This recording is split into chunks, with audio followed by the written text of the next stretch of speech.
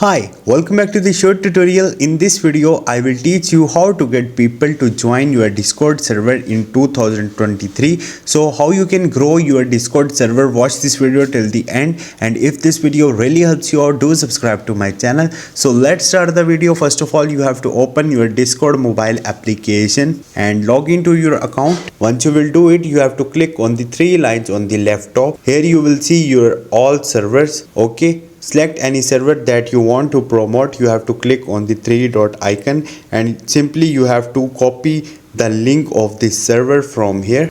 Here you will see invites. You have to copy this, and once you will do it, after that you have to promote it on the Reddit application, or you can use any other social media like YouTube, or maybe you have Facebook community or Instagram community. You can invite your friends or fans to join your Discord server. So this is the simple way you can follow this way. Hope this video will helpful for you. If you have any question or any confusion, just drop a comment. I will try to help you. Thank you.